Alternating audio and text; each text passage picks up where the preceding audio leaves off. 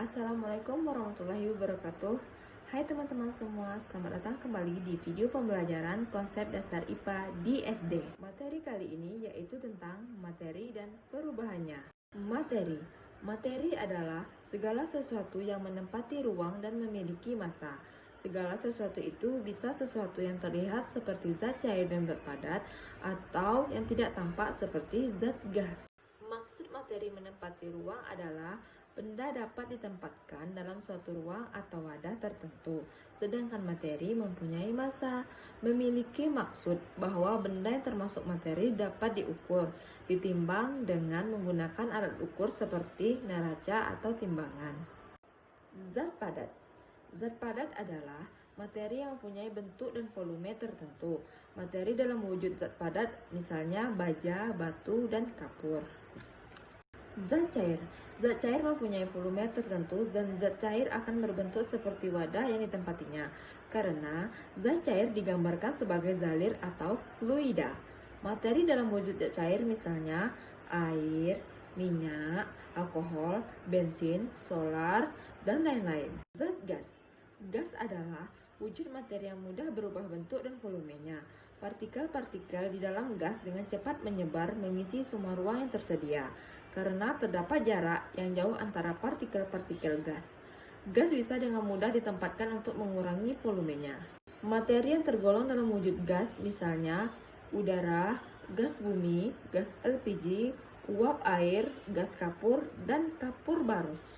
Sifat materi. Sifat-sifat materi dapat dibedakan menjadi dua, sifat fisika dan sifat kimia. Sifat fisika yaitu sifat yang berhubungan dengan penampilan fisik yang biasanya dapat diamati dari luar materi. Sifat fisik ini tidak menyebabkan berbentuk zat lain.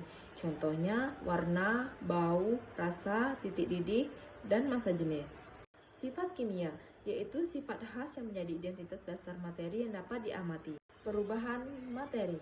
Perubahan terjadi karena berubah massanya, berubah volumenya, berubah wujudnya, atau berubah menjadi materi lain.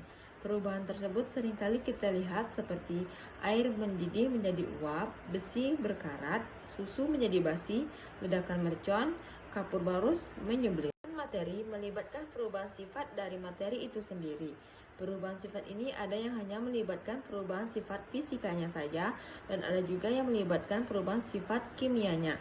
Biasanya perubahan sifat kimia suatu materi selalu melibatkan juga perubahan sifat fisikanya.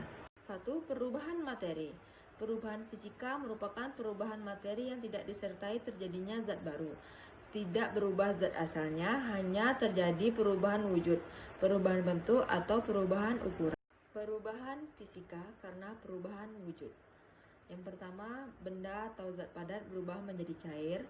Yang kedua, benda atau zat cair berubah menjadi padat. Yang ketiga, benda atau zat padat berubah menjadi benda gas. Yang keempat, benda atau zat gas berubah menjadi benda padat. Yang kelima, benda atau zat gas berubah menjadi benda cair.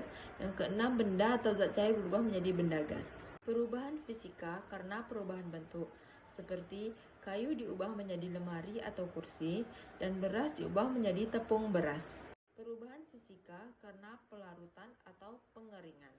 Nasi diubah menjadi bubur, gula diubah menjadi sirup, dan sayuran menjadi layu. Perubahan kimia. Perubahan kimia merupakan perubahan zat yang menyebabkan terjadinya satu atau lebih zat yang jenisnya baru. Perubahan kimia selanjutnya disebut reaksi kimia. Perubahan kimia dapat terjadi karena beberapa proses, yaitu 1. Proses pembakaran, 2. Proses peragian, 3. Proses perusakan atau pelapukan, 4. Dari proses makhluk hidup. Sekian dari video pembelajaran kali ini tentang materi dan perubahan. Terima kasih sudah menonton video ini.